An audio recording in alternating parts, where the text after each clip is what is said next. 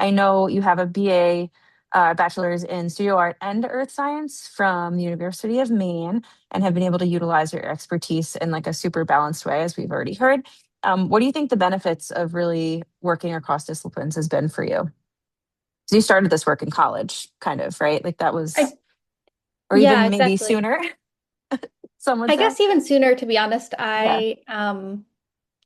I guess growing up, kind of loving the outdoors, having parents who have like a science background, and my dad who's still a practicing scientist. He's a glaciologist, just means he studies glaciers, and so there was this big like influence there where, I was learning about stuff related to the environment and climate change, from a younger age than maybe some of the students at that time where, wasn't really taught in schools and at all. And so I was making some art about things that I was seeing and feeling already like a little bit in high school because I did AP Yeah. art. And then for that, you have to create like a portfolio. It was like 10 artworks that fit like a certain theme.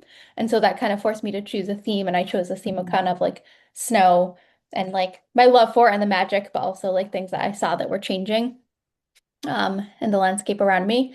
And so I started that, and then when I went to the University of Maine and was double majoring in art and earth and climate science, kind of towards the beginning, as a young student, you don't really know what things are going to look like. You're kind of just taking a bunch of classes and soaking it all in and trying things, but it started to evolve, especially in my junior and senior years, where I was experimenting with ways to communicate things I was learning about in my science classes.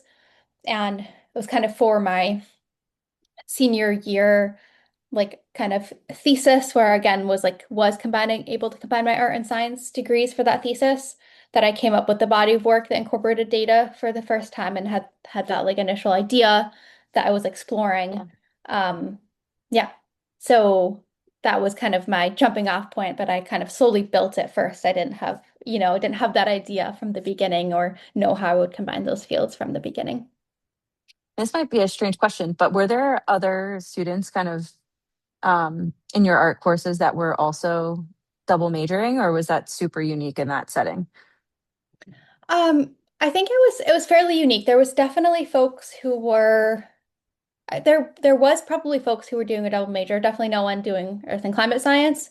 Yeah. There were probably folks who were doing something else with it though, either a major or a minor, and who were kind of like combining art. Because I think that's the cool thing about art is Yeah. it can be paired so well.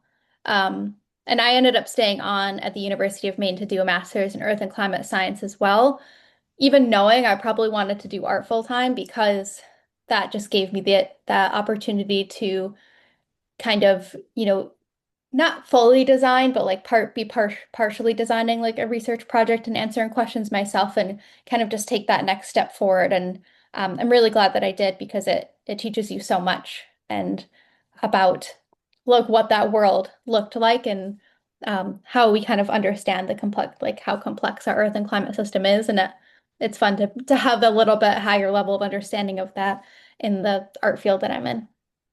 For sure. And I think a lot of the work that we have discussed with teachers, kind of from the collaboratives perspective, sometimes in K-12 schools, it's very easy to feel very siloed. And Yep. it's challenging for an art teacher maybe to feel confident or comfortable sharing more science content, or maybe a science teacher trying to bring in some performing arts content into their room, right? So, kind of as we see those things cross into the classrooms, like what do those conversations look like with teachers? Kind of like how you're working with scientists, obviously you now have your background, right? But there are still unknowns, and kind of developing that comfort level as you're communicating is a really powerful thing.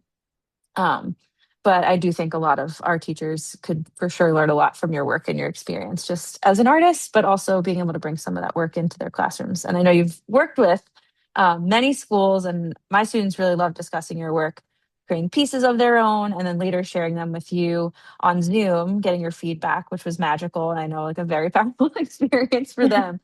But I'm curious, how can our members definitely learn more about your work and maybe how to connect it to their students' learning? And you've done that in different settings. Yeah, I guess it's been really neat getting to do kind of the data art project with different schools because a lot of times it can be so easily like curated where depending on like the age group of like the students I'm working Yep. with. If they're younger, it could be like we're giving them a bunch of data ideas for them to choose from. It could be like local topics. It can be like good things too. If they're a little bit older, maybe they are able to like do a little research themselves. Occasionally even maybe it's like a school project where they're collecting their own data and making art about it. So it can really be variable. And also that can depend on like what the students are learning. Like the project can be, a wide variety, like it could be data about anything. It doesn't even have to be environmental topics, often is, and I love that. And with that, I can, work with schools to help them find topics that are local, but sometimes there's also like something like, hey, we're focusing on the ecosystem of this state or this region we live Yeah. in. We have this data in mind, and that's really fun too, because I often get to learn a little bit more about, a piece of the country or wherever it is, and what the students are learning about and can take to that project. And I can really see um, through many of the students, like because it is interdisciplinary, how they can resonate with certain parts of the project more than others. But a lot of them I can tell it really clicks with, that they're visualizing something and that there's meaning behind the story that's not just a graph line. Um, Yeah. so And I that's been think really fun. in some of our students' work, we saw and heard from them kind of sharing about how a particular animal, like the manatees, that they went to go visit with their grandparents in Florida, and they Mhm. wanted to kind of dig deeper on that because that was a really meaningful experience to them. And some students impacted by a recent hurricane.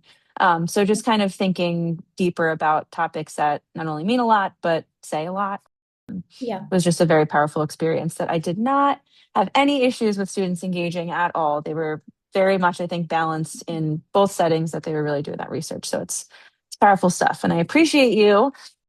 We do love the piece that we have of yours, the print that is done in our library Awesome. too. So that's been awesome. But is there anything else you wanted to add? We really appreciate you coming on with us today. And I think if anyone has any questions, you have been lovely and so fun to talk to. And I really hope some more of our members definitely reach out and and work with you in the future. There's a lot to be Yeah. gained here. I guess if anyone is interested in that in different, capacities, then on my website, which is like my name, jillpelto.com, I have a like tab that says outreach and kind of different ways you can work for me. And I have like an education form for teachers just to streamline the process for both of us, where it's like, what's the grade and what might you be interested in working with me and what kind of topics are you guys working on and stuff like that.